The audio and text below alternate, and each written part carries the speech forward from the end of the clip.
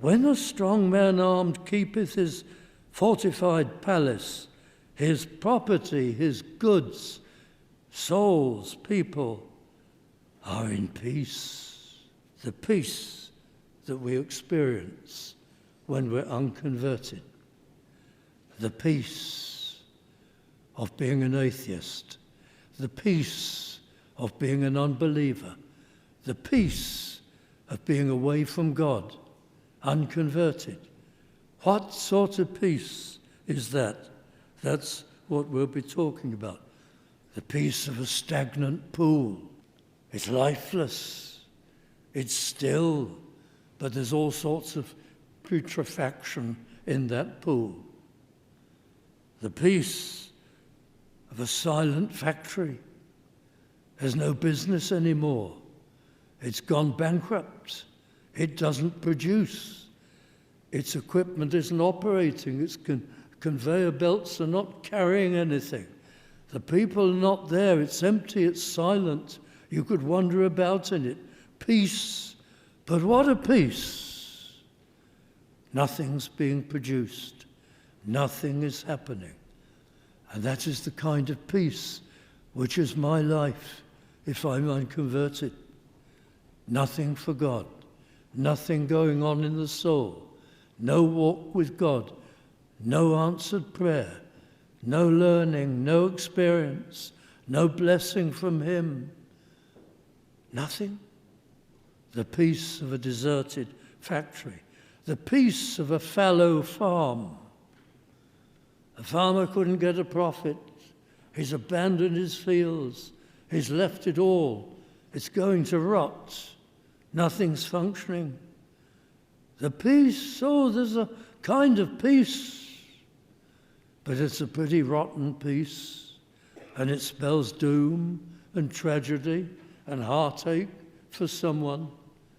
This is the peace of atheism, the peace of unbelief. It's the peace of a thief operating by night. He enters your house silently. He searches for things so skillfully and silently, and he's gone, and you don't know. And when you wake up, the place has been rifled, and precious things are missing. And he was very selective.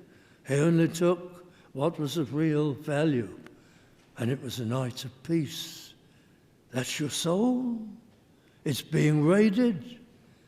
And your heart, your feelings, your affections, and your mind, and your thinking, and your will, your volitional capacity that determines what you do. All these aspects of you are doing nothing for the soul.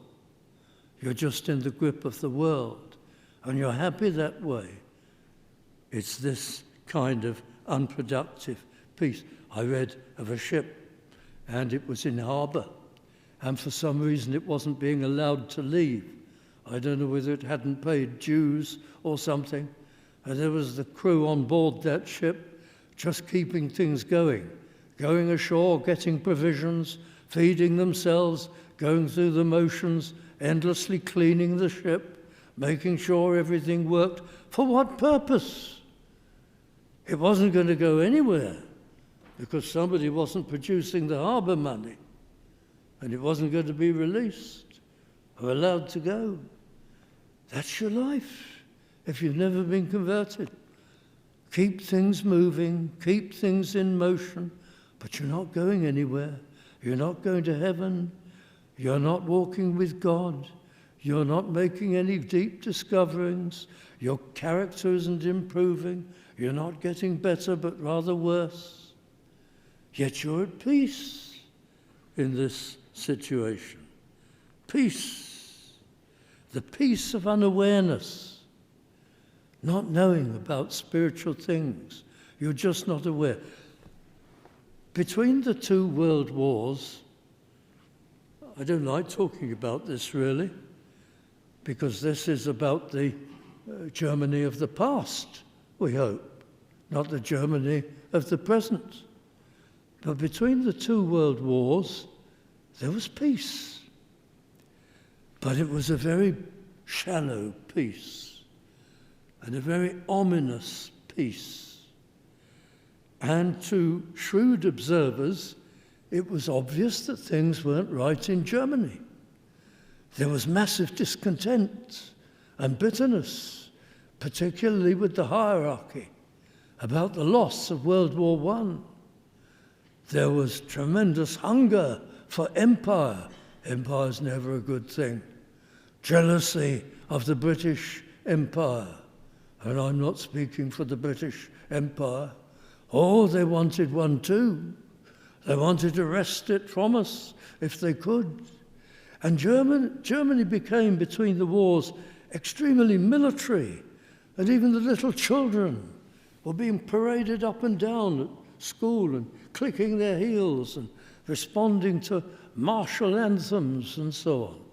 Everything had a military flavour. Something terrible was brewing. It only needed a Hitler, a madman, in the middle of this. And there were certain people sounding the warning. Here in Britain, Churchill, of course, is very well known for this, but there were others at the opposite end of the political spectrum, here and there, also giving their warnings. And nobody would listen to them. They were saying, can't you see things are being built up for war? Can't you see everything is building and preparing in the national psyche, in the military preparations? Be quiet, you're a warmonger, we don't want to listen to you.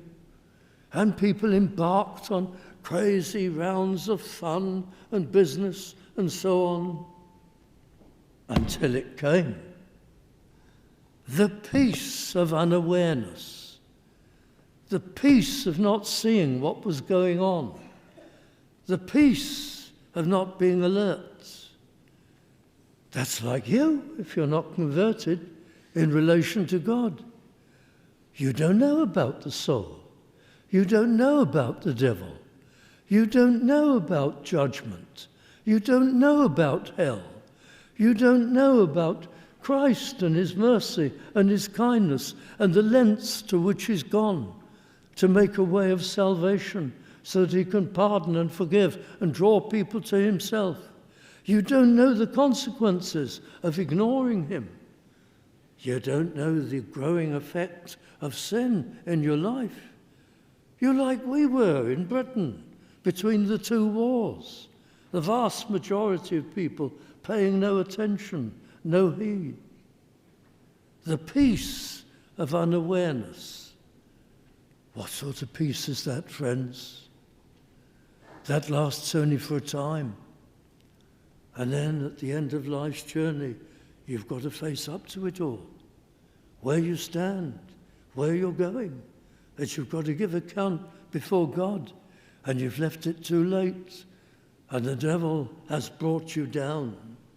And you've been lived out life in his clutches and under his influence.